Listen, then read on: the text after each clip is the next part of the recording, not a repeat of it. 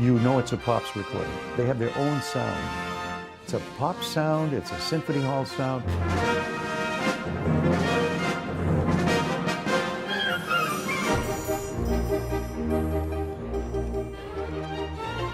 When I think of the legacy of Lenny, it just blows me away, really. When you watched him on the podium, he was the music.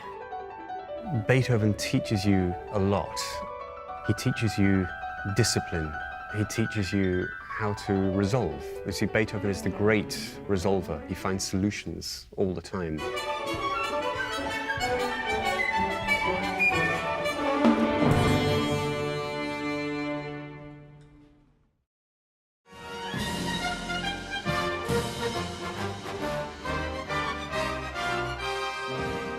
You know it's a Pops recording. They have their own sound. It's a pop sound, it's a symphony hall sound, it's an American sound. It's a sound of what Fiedler started, mixed in with the John Williams film era, with Keith taking it beyond that into his generation. I can always tell it's the Boston Pops from any other orchestra.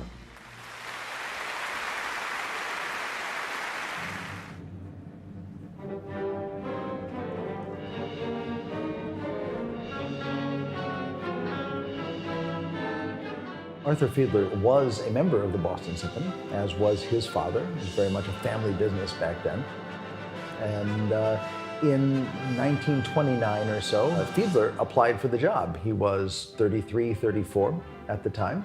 And they said, "Go away, kid, you bother me, you're too young." So Fiedler took an offer to go start free concerts on the Esplanade. He was so successful and immediately drew an audience. Very quickly, they realized their mistake, brought him into the fold, and the two grew together. I mean, Arthur Fiedler developed this brand, and the brand made Arthur Fiedler into a household name across the country.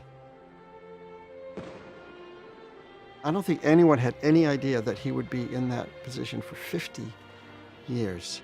Arthur Fiedler liked to say that he loved good music of all genres. Not just classical music, but all music.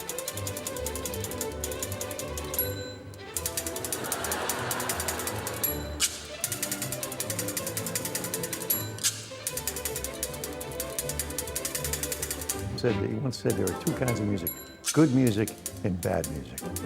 Let's play the good music. I mean, he had more charisma. He looked every part of conductor. He had that white hair, and he had that mustache, very serious, walked out to the podium, turned to the audience and bowed, and right into it. I think Fiedler was a consummate showman. He figured out a way to include very significant content in these concerts, present them in a way that they became a popular phenomenon. He ascended at the beginning of the era of recorded music. As I often say, everybody who had a Victrola had at least one Arthur Fiedler record. He would dress up in the style of a fireman or a baseball player, anything to sell albums. Harry Ellis Dixon particularly said, you know, he could be a great musician, he could all be a curmudgeon, you know. If he didn't get what he wanted, he'd make demands on everybody. They had to really play up to his standards. When Fiedler walked in, you know, the oceans parted for Arthur Fiedler. He would pull up outside the stage entrance. I remember he had a little Volkswagen, and it was Pops on his license plate.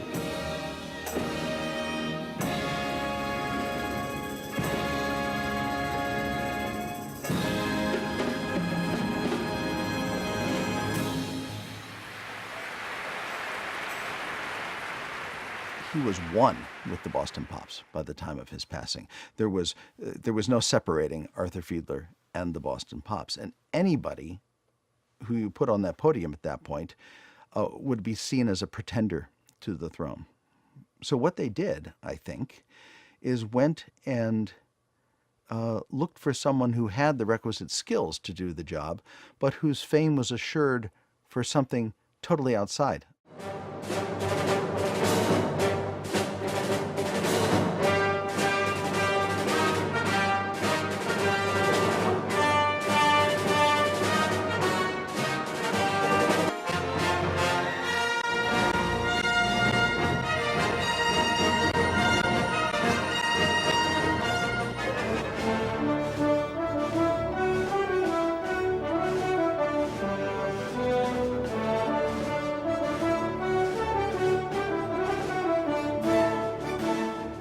He brought film music to us, like we'd never played it before. But he wasn't an orchestra player. He was totally different. In some ways, he had even a broader perspective of music than Fiedler did. Certainly back then, his conducting wasn't as good as it is now. He sort of grew into that part of the job, but he has always been such a wonderful musician. I've never met anyone who has a set of ears like John does. He hears everything. He balances an orchestra beautifully. John must have had an overwhelming task when he came here, not only replacing somebody who not just had been here for a half century, but really had created the modern institution as we knew it. And also to have the day in, day out job of conducting an orchestra. This was not conducting his own film scores in the Hollywood studio. They say I've waited 58 professional years to have the pleasure of appearing with this distinguished group of ladies and gentlemen under the helm of Mr. John Williams. I thank you very much. I would like to thank the Pops and John Williams for making this possible. This adds a kind of legitimacy to my career that I was never expecting. He's one of the few true musical geniuses that I have known. Yes, he brought a level of Hollywood glamour, and there was a wow factor associated with that, but he brought a lot more significance as an artist, and that is what allowed it at the end of the day to be a successful tenure. When John decided that he was going to hang it up as conductor of the Boston Pops, the consensus was that we should hire Keith Lockhart. Nobody knew who he was, basically, but we looked at that as a positive. Since we are Penn and Teller, we thought we'd show you a little bit about how we do it in case you want to try it out at home. Get yourself a big box like this, get your partner to squeeze himself up like a little pretzel, fit in the bottom, and then you just find yourself some kid hanging around backstage.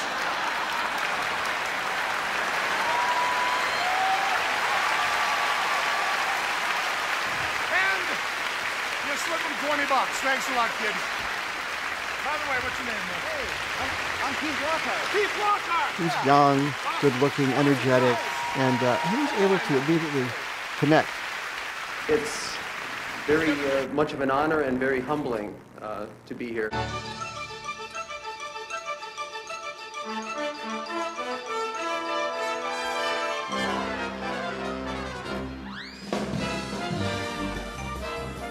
Keith was 35 years old when he took the job, the same age that Arthur Fiedler was when Arthur Fiedler became conductor of the Boston Pops. I've completely blocked out my first year. I think it's a trauma response of some sort. It was so much, so fast, and such a big change in everything in my life. Going from being the associate conductor of the Midwest Regional Major Orchestra to being a photo spread in People magazine in the course of 6-7 weeks was pretty overwhelming. What a band! Hello, Pops.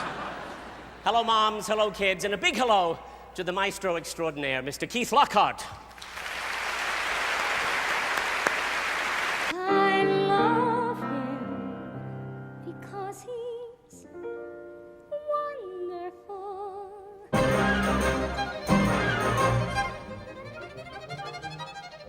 John was a great support. He said, "You're going to be tempted coming in to this position to try really hard to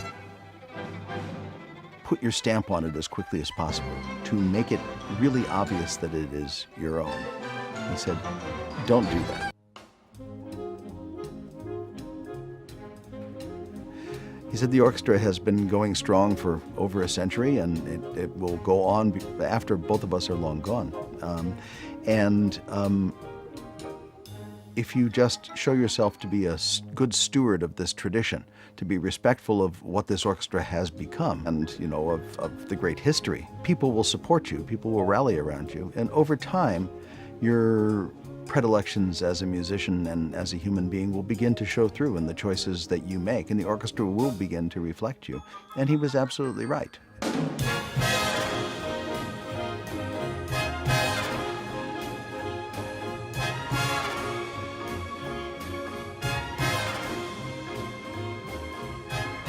Now, 23 years into it, it no longer feels, as I've said, like I'm a teenager stealing my dad's car keys.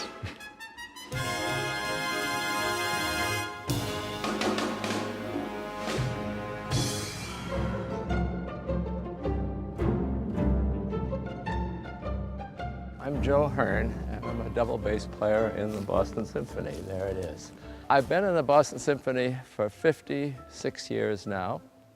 I started when I was 19, but right away, as soon as I could afford it, I bought a little airplane, and for 25 years, I taught flying, and I flew, and I went to school, and at the end, I was flying a little Citation jet with an airline transport pilot rating. Music and flying have a similarity, that you see something with your eye, and then you move your hands in quite small motions. An airplane is big and heavy, but actually the input is very, very delicate and very slight, and playing an instrument is very similar to that. And also it's fun. They're both romantic, which is the best part, really. I met my wife flying. I was a gliding instructor, and she was a gliding pilot. We've traveled all over the world together. She writes books for children, and we've been to India chasing tigers. We've been to Africa chasing lions.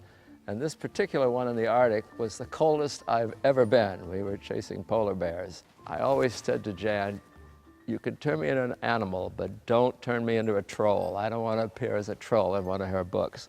So she didn't turn me into a troll. She turned me into something else. She turned me into Berlioz the bear. And I guess you've got to be famous for something, and I guess I'm famous as a bear.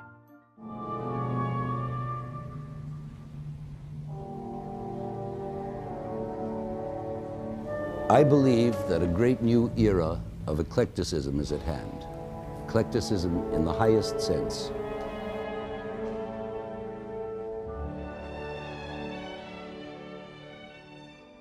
No matter how serial or stochastic or otherwise intellectualized music may be, it can always qualify as poetry as long as it is rooted in earth. I also believe, along with Keats, that the poetry of earth is never dead, as long as spring succeeds winter and man is there to perceive it.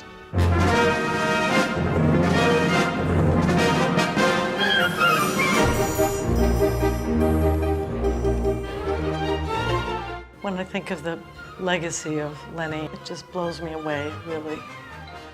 When you watched him on the podium, he was the music. There was an electricity in what he did when he was conducting that was like fire that caught on with the orchestra. He's this lion of American composition. He really considered himself a Boston person, and the Boston Symphony is his orchestra at that time.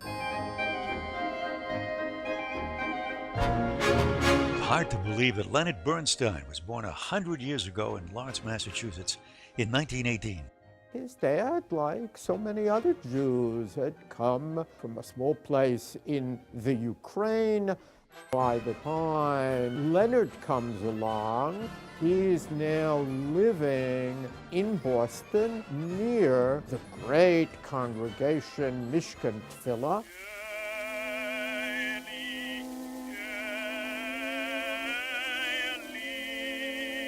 That's where Leonard Bernstein really grows up, and that's where he hears his first music. The music director was Solomon Gregory Braslavsky. He brings this great European choral music tradition to Mishkan Tefillah. Leonard Bernstein comes tremendously taken with Braslavsky, who clearly mentored and trained him. Braslavsky was asking, what makes Jewish music authentically Jewish? And fascinatingly, Bernstein is going to ask, what makes American music authentically American?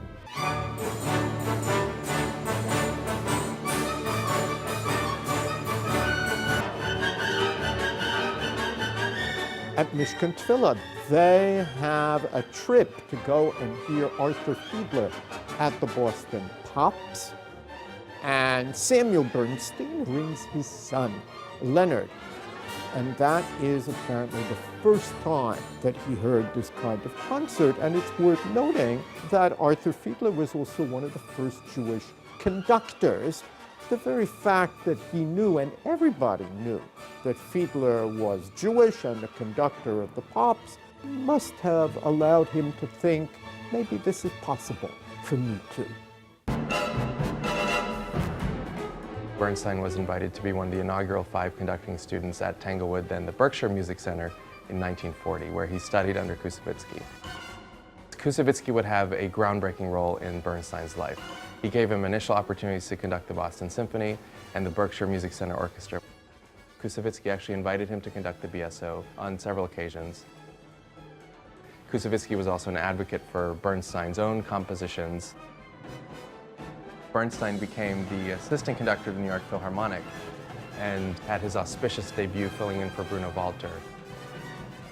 This was the moment where Bernstein became an international sensation. The rest is pretty much history from how his career took off. I was not born in sunny Hispania. My father came from Rovno, Gubernia. In 1/2 hour I'm dancing a tango. When I auditioned for him at his office in New York, I was auditioning for the Mahler Fourth, and I wasn't asked to learn it, but he said, well, do you know it? And I said, no, I don't, Maestro. He sat down and taught it to me. So to learn the 4th movement of that symphony with Leonard Bernstein was a really nice gift for a lifetime. He obviously loved singers. His music is to show off singers and to understand them. And we're not the easiest lot. We take a little bit of patience and understanding, and boy, did Lenny have that. So much of it was a teacher. That was part of his joy in life.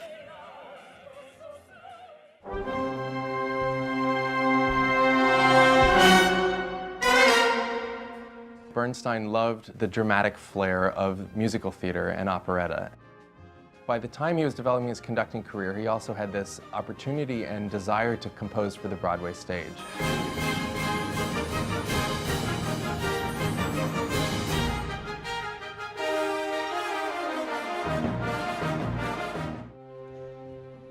Bernstein had a versatility as a composer where he could give you the mambo scene in West Side Story and then this deeply religious and spiritual work that questioned the very existence of humanity.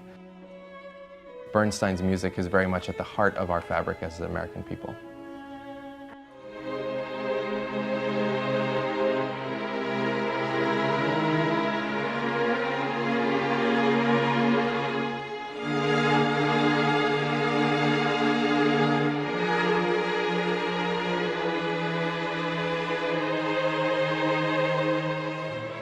Bernstein always looked back to Tanglewood and the Boston Symphony. He was able to grow as a musician with this home base of a musical community. Well, Tanglewood was a very special place for him. His last concert was at Tanglewood, and then his earliest concerts were at Tanglewood. I think we're all so lucky now in the 21st century to be able to look back to the convergence between Koussevitzky, Bernstein, and the Boston Symphony.